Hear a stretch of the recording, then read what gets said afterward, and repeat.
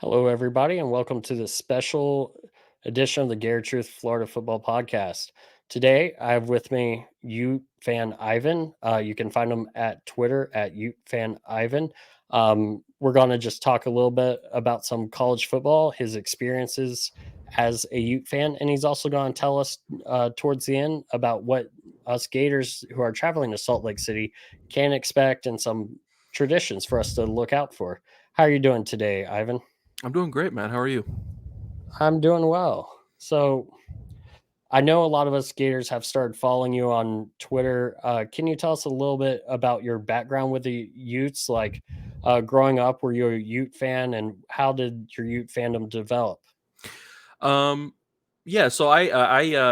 Okay. So my dad actually, my introduction to football. My dad, he lived in Tuscaloosa. He lived in Alabama for a little bit, and so when growing up, he kind of, and I'm sorry, Florida fans, right? But he raised me cheering for the Crimson Tide, and at the time, the Tide were not good. But we always, roll tide all the time. We'd say that all the time in the house, right? But um, my uh, I had someone that it lived near me when I was about 9 or 10 years old.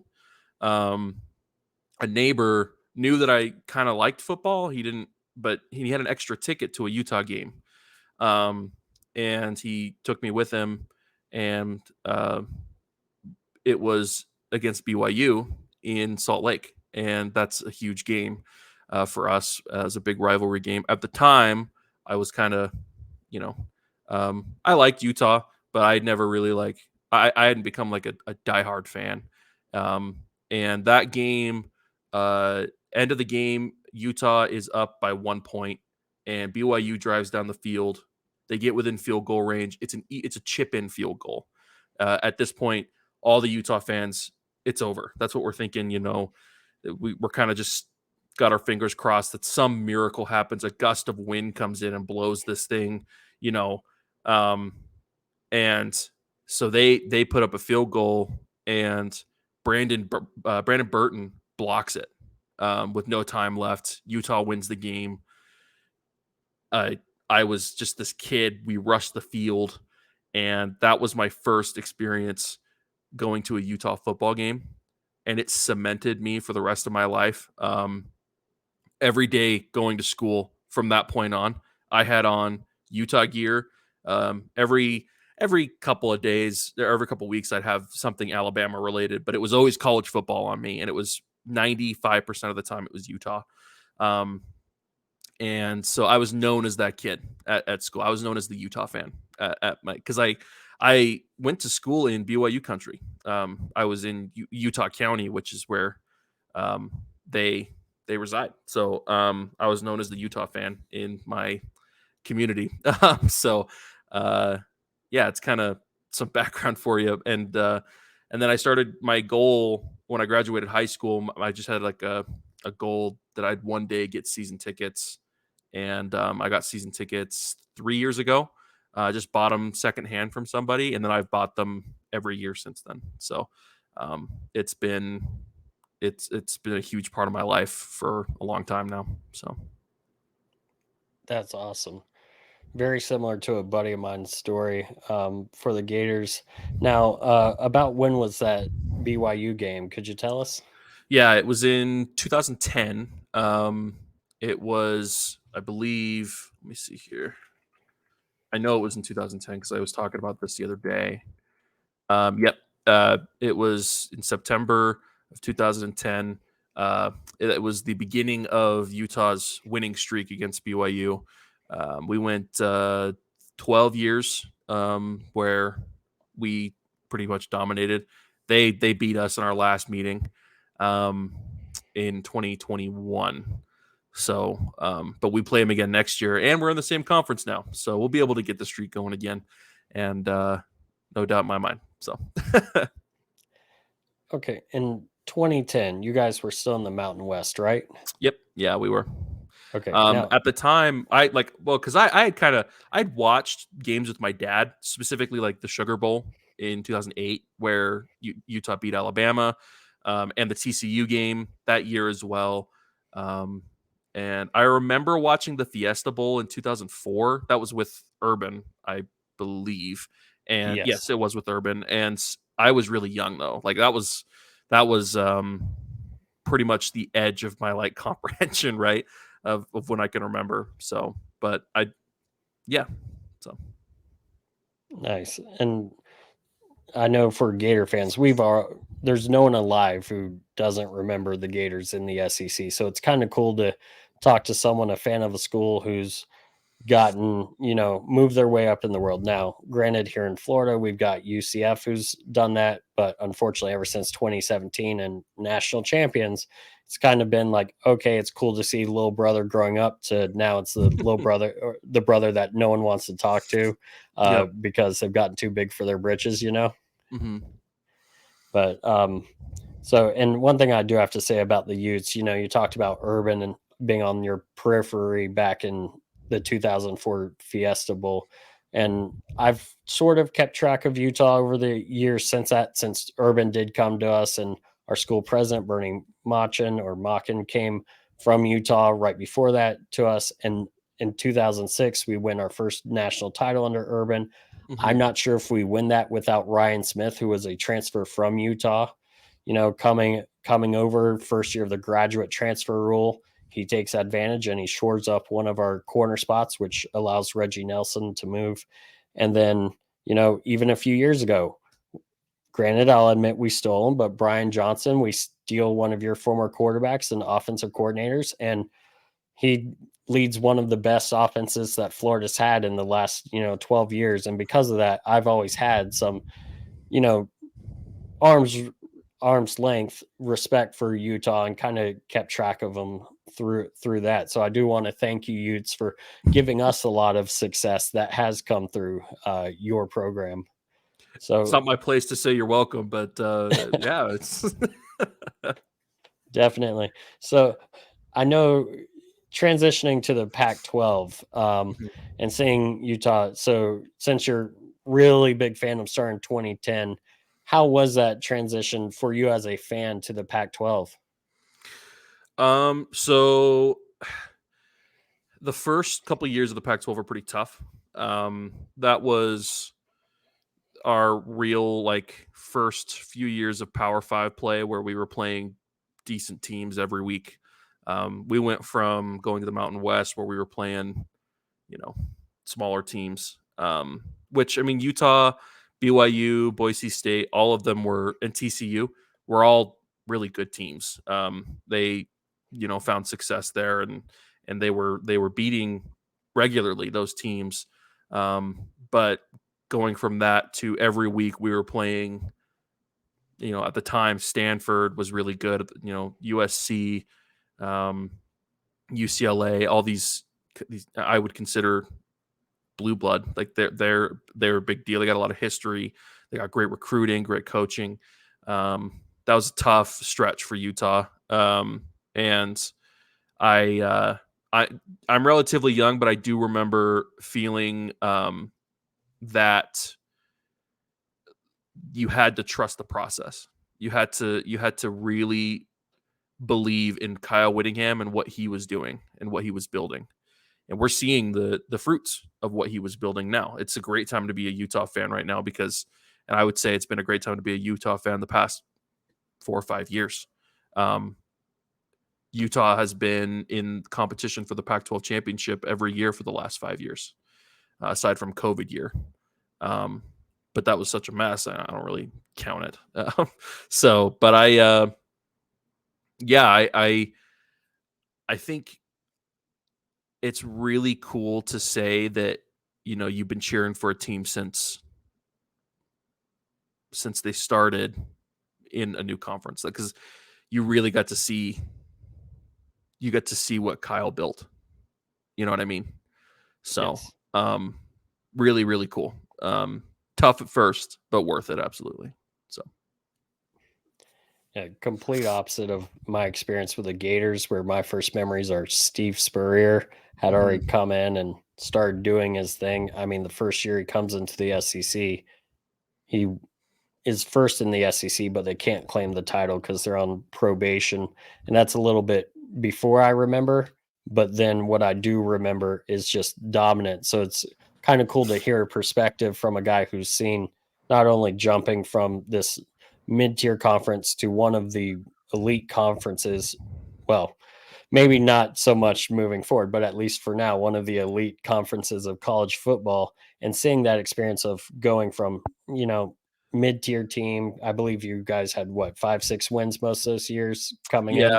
Yep. It was kind of a 5 to 6 win season those early years, the Pac-12. I do remember the kind of the turning point. It was in 2013. I was working at Papa John's. I was making pizza. So I missed the game, but I remember Utah played Stanford at the time. Stanford was ranked, I believe, third in the nation, and Utah beat them in Salt Lake. And I, I remember getting in my car, turning on the radio as fast as I could because I just wanted to see what happened. And I remember hearing, I believe it was Bill Riley, who's the voice of the Utes. He was talking about, he was like, they did it, they rushed the field. The fans are on the field right now. It's crazy. And I'm like, they won, and I was screaming in my car. I'm a big dude. I'm 6'6" right now. And I was about 6'2" back then. I was really tall as a young kid. And I remember just my car was like shaking because I was just like hitting the steering wheel and like just pumped because they did something huge. And then it kind of just, I mean, that season was a good season, but as time went on, you kind of started to see the recruits that Kyle was bringing in were starting to build up and starting to make a big. That's when you started getting Travis Wilson, and Travis Wilson was kind of our first quarterback to within the Pac-12 era to bring us into competition for the Pac-12 championship. And I mean, I would get a stomach ache anytime he passed over the middle, just because I was terrified of where that ball was going to end up. But I love Travis Wilson. He's one of my favorite players of all time, just because I think the effect that he had on the program was just so huge, and it's always understated. And so I don't know. That's kind of a tangent there, but and then I mean, I will say this about me.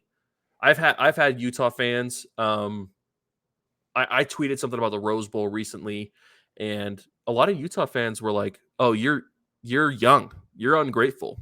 You weren't here when in the Mountain West days. You didn't see this team and what they came from." And there was, I think, I give them some credit. Like that's true. Like I'm 26.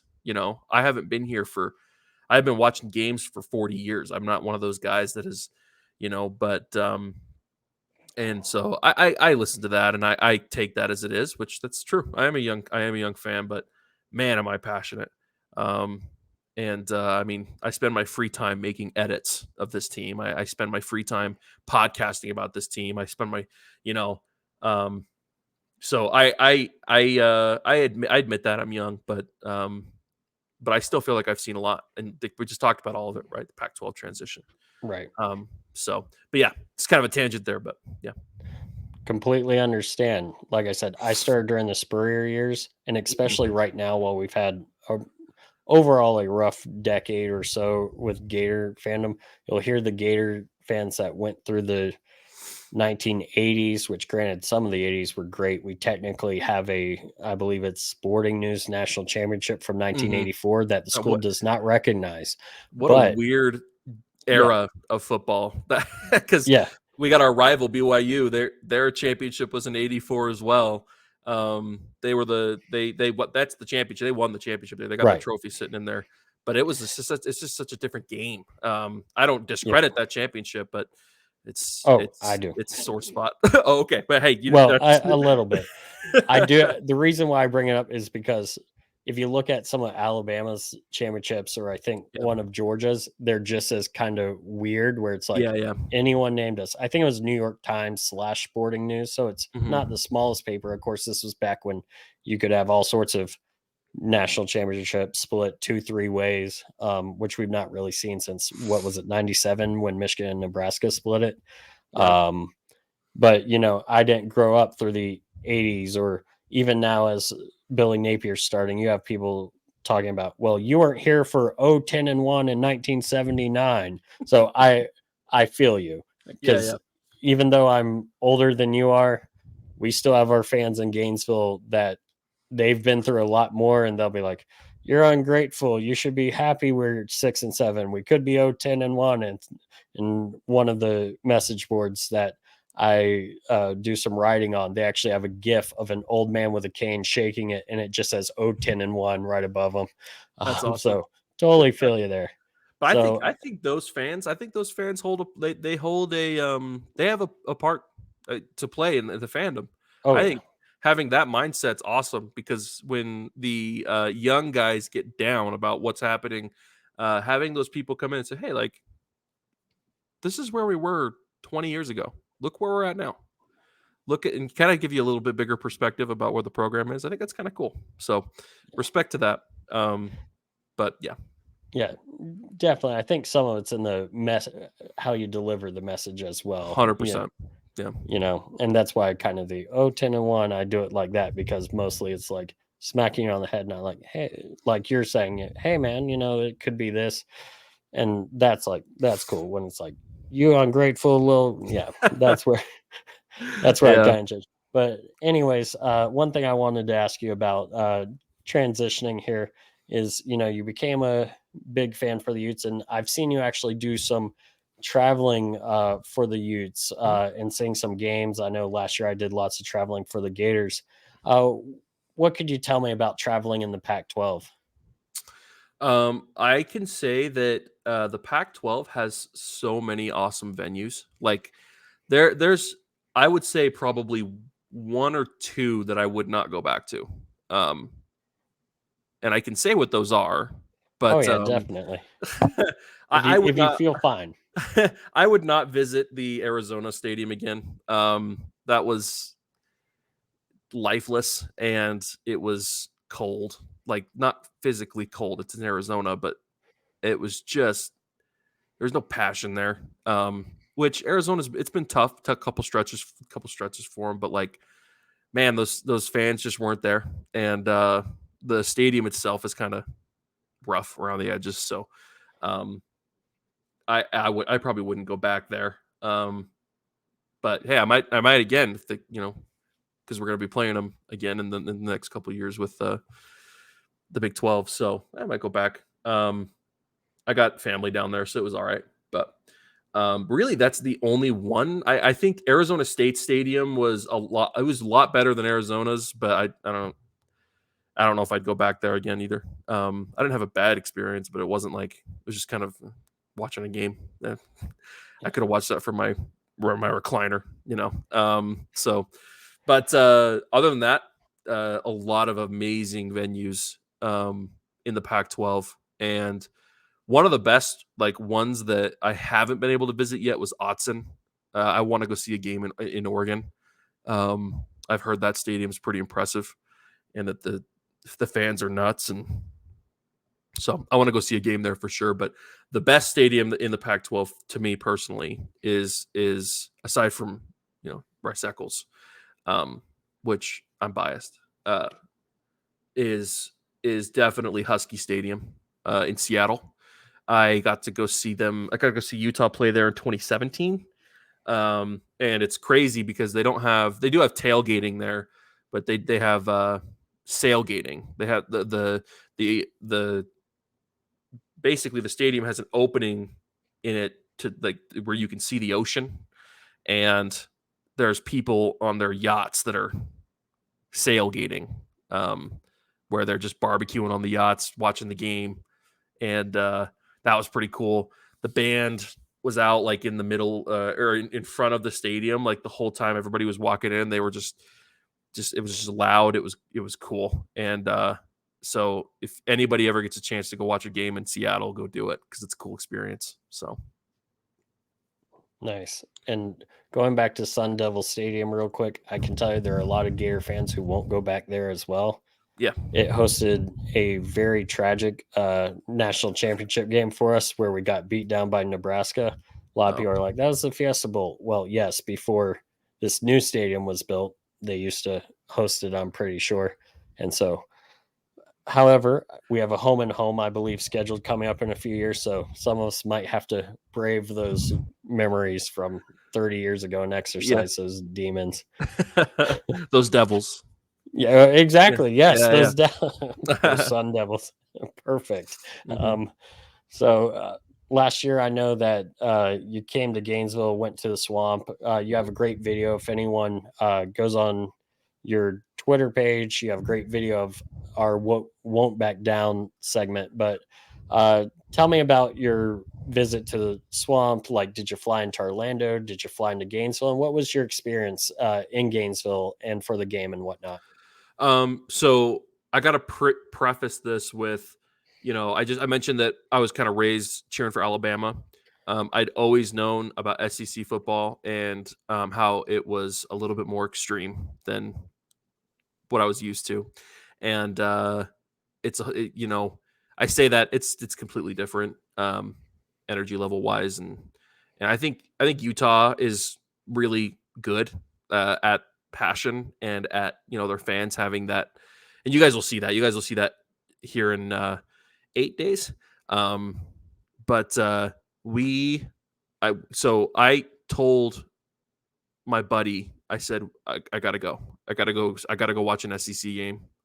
Um, that's and the swamp would be, you know, probably that would be my top three decisions, right? If I could choose any SEC game to go watch it, one would definitely be in the swamp. And so I got a plan put together with a buddy of mine on Twitter, and we uh, flew straight to Gainesville. We got there the day of the game. Um, went to the game. We went to Spurrier's, and that was really good. I had their tomahawk pork chop. It was really delicious, and had a cool experience in there. A lot of fans were just talking to us about the game, and everyone was very kind and hospitable, and it was really good. It reminded me a lot of when I lived in Atlanta. Just the hospitality was very much there. Everybody was very kind. Um, we had a couple of crazy experiences. I wouldn't say bad experiences, but crazy experiences walking into the stadium, kind of around more like the frats and the college students. We had a couple of dudes saying some pretty crazy stuff to us, and that was pretty. It's all part of the experience to me. Like I was like, this is the SEC, baby. Like this is like I was just excited. Like it's cool, and we made it into the stadium.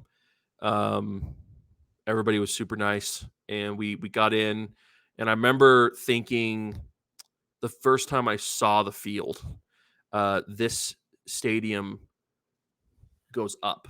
So like when you walk into Rice Eccles, it's wide. Like there's like it's not like I look out, but when I walked into the swamp, I was looking up because like those upper rafters kind of come over the top of you, and I was like, this is incredible. Like, this is really cool.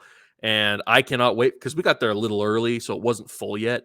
I was like, I cannot wait for this to get packed. And it got packed. I mean, we broke an attendance record, I think, that night. Um, uh, at least I think, didn't they say that during you were there? They said that like we like broke some sort of record. I don't know what that record was, but attendance wise, it was big. It So was very big. yeah, and so that was really cool. I would say one of my favorite things about the swamp was the coordinated crowd engagement. Um, there were so many different cheers the crowd was a part of. That was it was so cool. Like it was just a level of passion and I would say fanaticism that I enjoyed thoroughly. Um, and it was really really cool to see. I don't remember the cheers, but I remember being very very like breath was kind of taken away at how coordinated they were. A lot of the fans. Um, so Utah, we have a couple of fan like cheers and stuff like that, but it's not to the same quantity. I won't say quality because I think we have quality cheers, but quantity wise, like there was just so much that the fans were a part of in the Swamp that was really cool. They added to the experience exponentially. Without fans in the Swamp, it's nowhere near the same. So I think that speaks to the passion of Florida fans and SEC fans.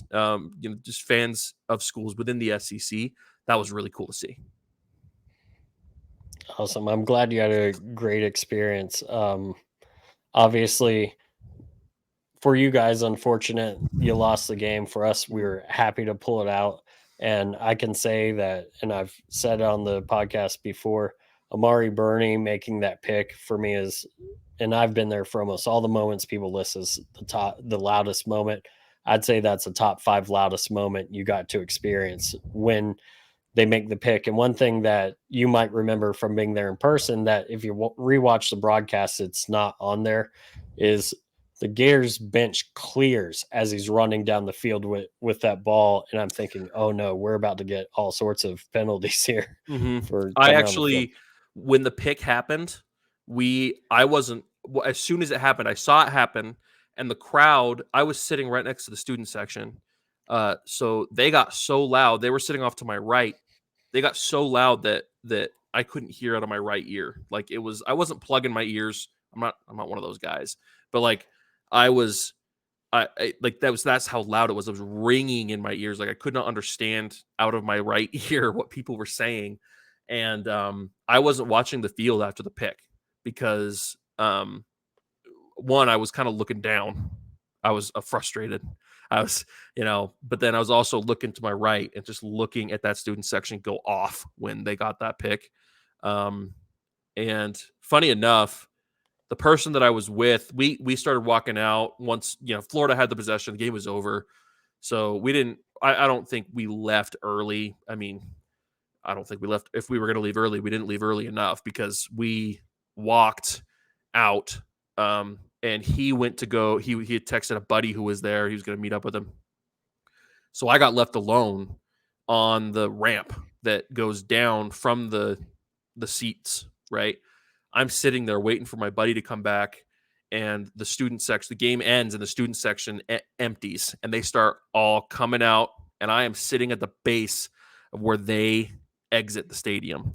And the first guy that first guy that I ran into, he sees me, and the first thing that he does is just spat. Right, he spat in my face, and I was I'm like, sorry about that. "Oh, he was drunk." I do not attribute that to the Florida fan base at all, because every other person in that fan base, I got hugs, I got people giving me knuckles saying Utah's legit.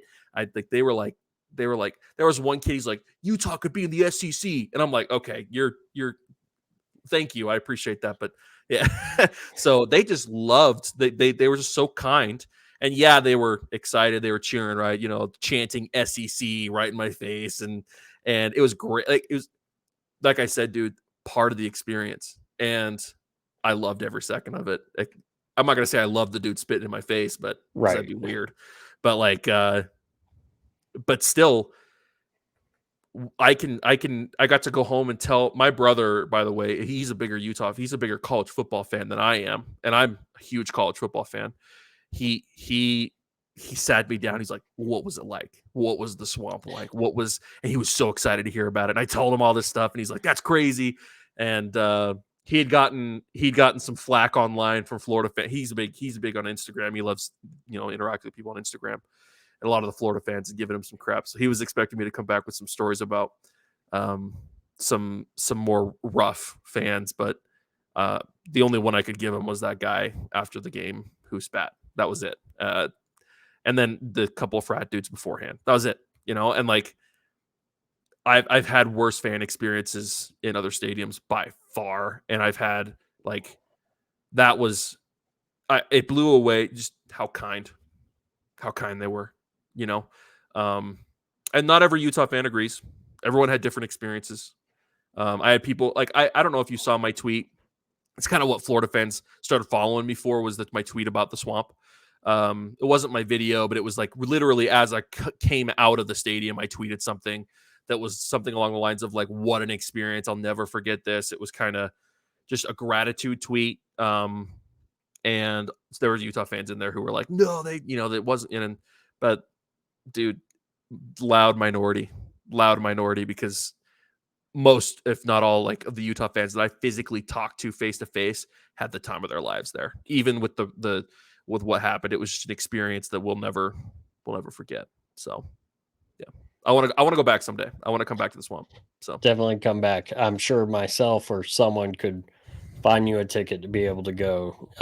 It's definitely, and for us, I'm so used to it that, but you can still feel when this is a great game or a great atmosphere, and that's sure. definitely what it was. And it was also a unique atmosphere because usually when we get that, we're facing, LSU or Alabama or Tennessee or Florida State, Mhm. a hated rival, where this felt like a friendly bowl game where it's Mhm. like, hey, we're just here to have fun. And even though this game counts, it's not really like a bowl game exhibition game. Right. You know, Well, after that game, Utah fans were like, "Hey, it sucks we lost, but we still had, a way to the Pac-12 championship. We still had a way to the playoffs, even with that loss at the beginning of the year. It wasn't like, oh, it's okay that we lost, but at the same time, it wasn't like the end of the world. It wasn't the end of our season. So that was kind of a cool way to play that game because, like you said, like it was just friendly. Actually, I had a question for you. yeah. What was your like when you get into the stadium and you can kind of see how many Utah fans were there? Because I think we traveled relatively well for an opposing team to the Swamp. And from what I've heard, people have said that we had a large turnout for an away team. What were your impressions of Utah fans? Oh, it was incredible. Both for turnout, just to address that, for Mhm. a non-conference game that isn't like a Florida State or Miami, Right. this was the best turnout I've ever seen from a non-conference game, that's not in the state. Right. Maybe UCF, but I mean, that's its own thing. But that section of the corner that you're in, that's usually away fans, Hmm. this day and age, even like some rivals like Tennessee, that's the only place fans will be. Well, you had that, and then you had um, that big section along the side, all along the east side there, which is also the student section. So I felt kind of bad. A lot of fans were surrounded in there, and then I think you also had some taking up the visitors section. We have all the way at the top in the north end zone. That's like Yeah. bleacher seats all the way up, and it was impressive and it was loud. And I was like, holy crap, these guys traveled really well. We had a Hmm. few Utah fans around us who are I've I've got their name in my phone that are actually pretty decent members of the Muss. I think they may even be on some sort of uh, board of directors or some Cool. position in the Muss, not just like we're part, like Yeah. we have Gator boosters, and it's like I can say I'm a Gator booster, but I'm not really like involved. These guys, talking to them after the game, they stayed after the game, chatted with my family for a while. Sounded like they're actually involved, and I need to text one because he said, "Don't come to Utah next year without contacting us." So Yeah. it's on my thing to do. You're coming to And Salt Lake. I've never been to, well, I was there on a layover once. Yeah. Yeah. So if you count that, I've been to Salt Lake, but Yeah. Yeah. basically no. Are you coming Um, this year? oh yeah, I'm coming. I'm flying in day of, and Okay. pretty much going straight to stadium. Now I'm getting in around 10:30. Our Nice. plan right now is to just drive to campus, maybe go see the Museum of Natural History. That way we're already on campus. We don't have to fight most game day traffic. Hopefully we'll have a parking space that we can use all day. If not, we'll figure it out then. And then see what we want to see, and then hop around, see tailgates, maybe come see you, say hi in person. I'd love it. Love to say hi And to you. all sorts of things. But Yeah. yeah, walking around before the game as well. Last year, I was walking through the stadium and I got stuck next to some Utes. We were walking through a place that bottlenecks sometimes in the stadium because it's right by where the recruits come in and out. And they last year we had a ton of recruits for that game, and so they had stopped the movement for all the recruits to come by, and now it's bottleneck. No one can move. And of course, there are a few Florida fans being knuckleheads, and I got to talked to those Utes, and they're very cool. They're like, "This is awesome, glad to be here." Mhm. And I was like, "Please tell me that besides this guy, kind of like you had the one guy, please tell Yep. me we've been treating you well." And they said they had. So that's one thing I'm happy about, because Florida's fan base somewhat is known for having a few knuckleheads, and I want to make True. sure that as much as people I know and people I'm around can represent the good side of the fan base and not the, ridiculous extremes. But unfortunately, sometimes they're the loudest and get the most attention. Yeah. I think that's how it is with any fan base, to be honest with you. So, I know, I mean, Utah fan, we've got Utah fans in the Twitter community. We've got Twitter fans or Utah fans just in general who get a lot of attention, who kind of the loud, the loud minority. So, um, but yeah, man, I mean, like I said, I I would absolutely go back to a game in Gainesville. So, I know I want to go to a game at Bryant Denny with my dad, because we've got that history, um, and with Alabama, right? And then my little brother and we made a deal that I think we're going to go see a game at Death Valley, eventually. But man, I would love to come back and see a game in Gainesville. So, yeah, I can tell you, Bryant Denny, I've been there once, and it may have just been the experience of not the best Florida team, but I wasn't fully impressed with it. yeah, It was good, but it wasn't, the best of the SEC. hmm, In my opinion, Death Valley is actually my little brother and I. We went in 2019, and we had made the decision to go before the game. It's something my dad had always talked about doing, and unfortunately, we never got to go with him. So we went 2019, bought tickets before the season. Ended up being, a massive game, two undefeated teams, and of course Joe Burrow wins the Heisman. They win the national title that year, and we actually led them in the third quarter. Such a cool game to go to. And I'd say if you and your little brother get the chance, definitely check it out. Get there early. Their fans will have you coming up eating their Cajun food. They actually will compete in tailgates. Um, and my brother loves to tell anyone he can about this. You'll be at one tailgate, and they have lots that are literally right across the street from the stadium. hmm, You'll be at one, and people at next one will be like, "No, no, stop eating their food. You need to come check ours out over come eat our here." food. Yeah, yeah, Yeah, and that's then cool. you'll just go down the line and you'll just eat like a king. Great Cajun food. Definitely check out if you can. Yeah. Another one I would recommend, and this is probably my favorite away trip in the SEC I've done, is Kyle Field in Texas A&M.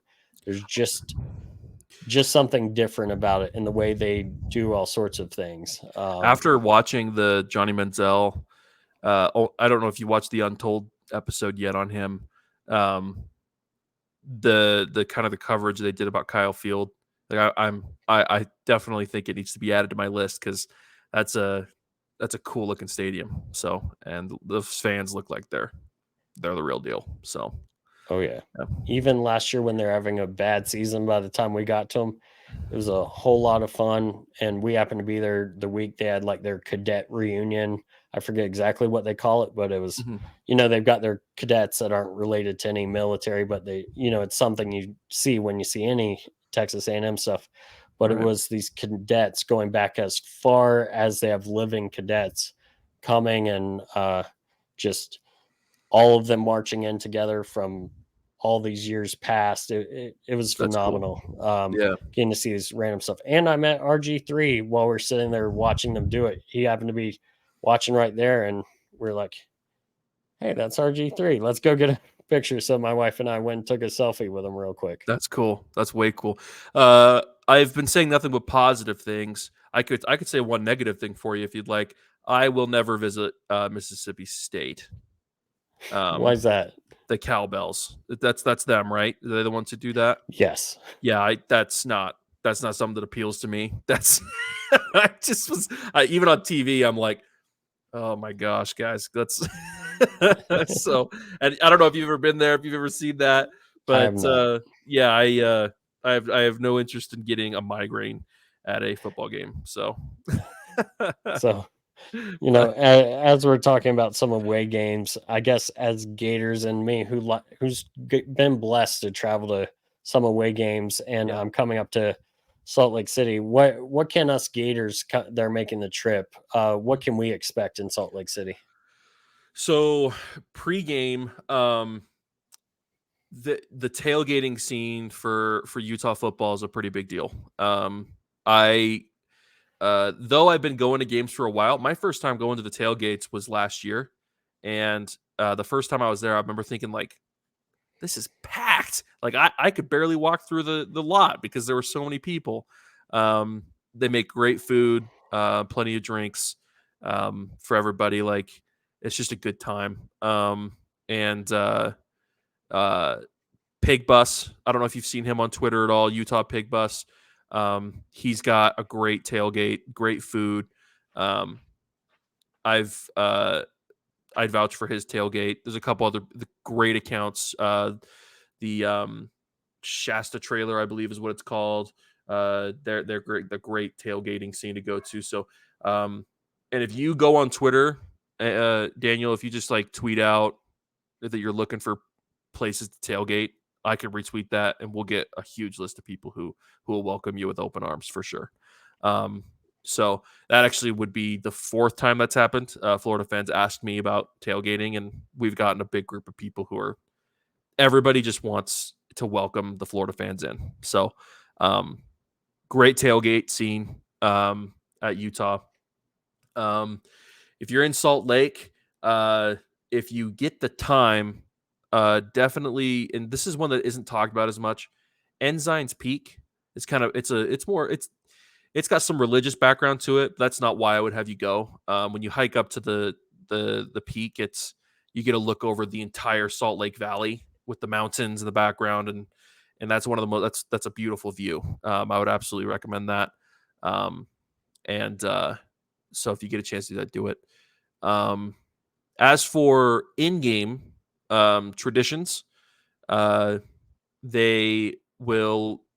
So Rice Eccles Stadium is one of two or three stadiums in the country that have an Olympic torch outside of it. That was Rice Eccles was part of the 2002 Olympics that were held in Salt Lake City, and so they have the torch outside the stadium, and there's a part of the game where they will light it, so you get to see an Olympic torch get lit, which is pretty cool. Um, the Another tradition, which Florida fans, we would encourage all Florida fans who attend the game to be a part of, is the moment of loudness, and that is that's in between the third and fourth quarter. It is a tribute to uh, two players that passed away, Ty Jordan and Aaron Lowe.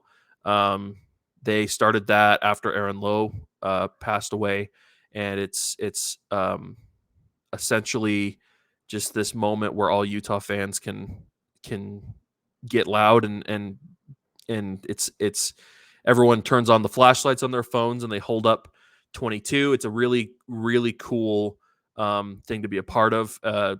I had USC fans last year sitting next to me who were crying because it was just that touching.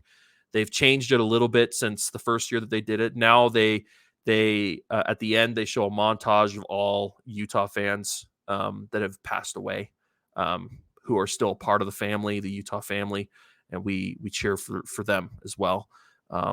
And So it's a very very cool experience. And just because you're a part of a fan base that's visiting, that does not exclude you. Like we want you to be a part of it. So yell with us, cheer with us. Really cool experience. And then another tradition we do at the end of the game is if Utah wins, we have a big white U on the hill outside of the stadium, and if Utah wins the game, the players will go out and they'll hit a switch like this big. It almost looks like in the movies at Dynamite where they push the trigger down, Mhm. and it's a cool the U will light up red on the hill. So a pretty cool tradition. Those are a few just the kind of the big ones to know about. And I don't know if that answers your question, but Oh, no, yeah. definitely. So yeah, I'll be honest, I didn't know about I knew about the moment of loudness, but I didn't Mhm. know everything behind it or stuff like that. So that's very cool to learn. I'm sure that'll be a great moment to be a part of next Thursday night. It's beautiful. It's a beautiful thing to be a part of. So Oh man. So I've got to ask, as a Utah fan, what are you most looking forward to in hosting Florida? Like last year's for us, since it was Billy Napier's first game, mhm. Anthony Richardson's first start outside of Georgia, but first home start. We're real. For us, it's like we've got a chance to show that we've got a bright future facing the Pac-12 defending champion. Like for us, that's our mindset. What about for the Utes? Could you say how it feels to be hosting Florida, which is used to be considered and probably still is one of the historic programs of college football? And I Yeah, don't say that conceitedly. no, I didn't take it like that at all. So what I would say right now is Utah has struggled to get a win outside of Power Five opponents, and just in the past like five, they've only played like five of those games, right? Because it includes bowl games, and I have opinions about bowl games, but we'll bypass that. But but we are very very excited. One to be have having a I would say a huge program come into Salt Lake City and have their fans excited to come because of the great experience they had last year. Um, I'm excited to win. That would be nice. I and we could talk about the matchup if you'd like, but honestly, I'm just excited. If I can, it might get a little personal here. It's been a tough year for me. I'm just excited to be back at Rice Eccles Stadium. I'm excited to be back watching college football, and the fact that the first game I get to watch is against Florida. That's awesome. That's a dream, and I'm excited. So yeah, Good. And hopefully next Thursday night it's a good game and we can all just have fun watching and then, be essentially one big happy, pseudo family sure, after the game, during the game, and that'd be great. no one spits in anyone else's faces. Yeah, hopefully not. Now, not that we talked about before, and I don't really want to get into too much about like the actual on the field for Sure. this game. I want to just talk about, college football and what makes it all great for us. But there is a question I've got to ask your opinion on because if I don't, I know some people are going to be like, why'd you not ask him at least this? Yeah, go ahead. Cam Rising, is he playing? Um, my heart says yes. My brain says no. Um, I think I think he needs to recover for Pac-12 play. Um, Now that being said, I am going to go a little further. If he trots out on the field and the and Bad Moon Rising by Creedence Clearwater starts blasting out of the speakers, you're going to see a reaction of the Utah fans that's going to be crazy. Because we have been stressing about Cam and his health for months now. And so I think it's going to be good. I think if he doesn't play, I think Florida has a little bit better chance um, at at winning the game. But the dude who we've got at backup, um, I would say all three of the guys that we have at backup I trust them. So one of them's hurt, so I don't trust him, right? But like I would trust him if he was on the field. And but Nate Johnson and Bryson Barnes, I think they both of them can come out and give a solid showing. And they're both good quarterbacks. So, but Cam is the fan favorite, and I don't think he'll play. But and I know that Keithy won't play either, from what I've heard. So that which kind of sucks because like you want Cam and you want Right. Brent Keithy in for the Florida game because of what happened last year. Um, but yeah, regardless, that's going to be a heck of a game. Um, and and yeah, I don't think Cam plays. Sorry, that answers your question. Oh no, that's fine. Yeah. Because the way I am and knowing college football, and especially how secretive it is. I saw a Utah tweet, and I don't think it was you, but I think maybe I saw that you had replied to it. Mhm. Someone said, we're not going to hear anything good about Cam until he's running out on the field causing a Yep. mass eruption. And I'm Mhm. thinking, I could see that. This is Yeah. college football where things are secretive, and Well, that will bring your fans in that much more into the game and really get you that home field advantage. and well, the thing to know about Cam Rising too, and I think Florida fans know this, that dude's a competitor. And if his doctor says to him, you could go on the field tonight if you decided to, Cam is on the field. Like he's not going to rest. He's not going to, if he gets any sort of leeway to get back out on the field, he's going to do it. So he's a competitor. Utah fans love him. And I think from what I gathered, Florida fans were respecting him hardcore last year, even after that pick. So, Utah fans were kind of at a loss. I was at a loss for words for Anthony I can Richardson. imagine. But then my NFL team picked him up, so it's like we'll be good. So, yeah. It's going to be a weird couple of days. They announced the official depth chart tomorrow. And so but the only exception to that's quarterback. But we'll see who's on the depth chart starting at quarterback.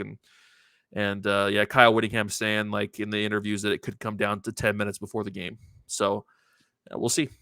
We'll see what happens. Yep.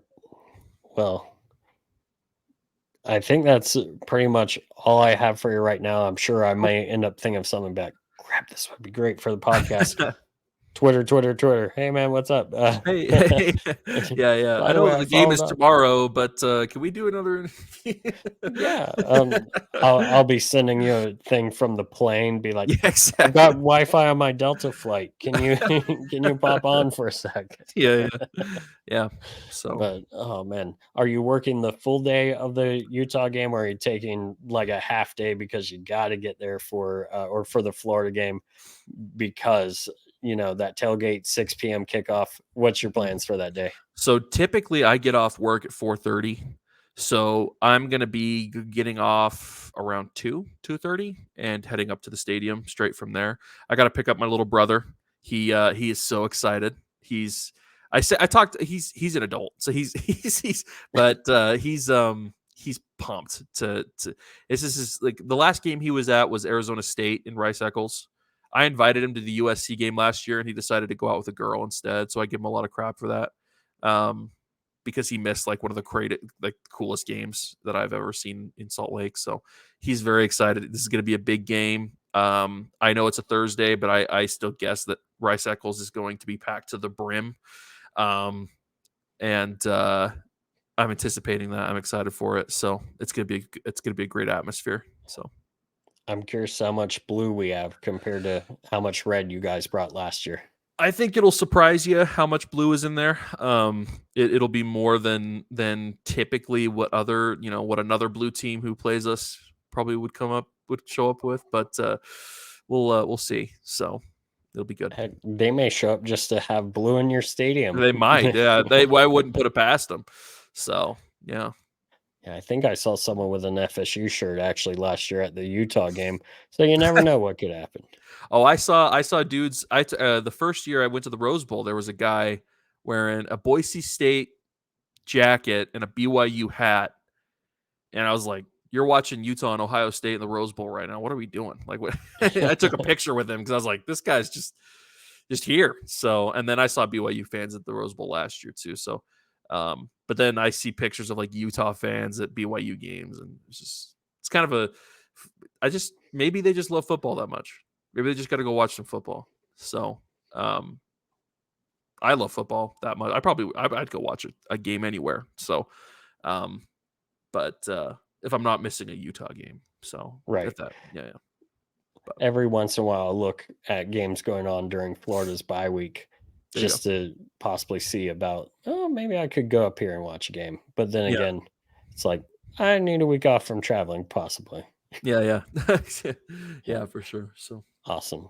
Well, thank you for joining us today. And letting us know all about Utah football and giving us some of your story. Where can people find you? So you guys can find me at on Twitter at UteFanIvan. I'm UteFanIvan everywhere. So Instagram, my TikTok got banned surprisingly for copyright infringement. So you won't find me on there, but Twitter is probably the most active platform that I'm on. I'm also part of a podcast called the Social Hall Podcast, where we talk about Utah culture and Utah football. So if there's any interest there at all, feel free to drop by and take a listen. But yeah, that's where you can find me. Okay. And maybe on the social hall, we will find an answer to Cam Rising coming up here in the next few days. Maybe. So Awesome. Well, thank you for joining us. And everyone who's made it this far, definitely reach out to Ute Fan Ivan, give him some love, thank him for joining us. And please remember to like, share, subscribe. And as I always say, thank you all for listening. And as always, go Gators.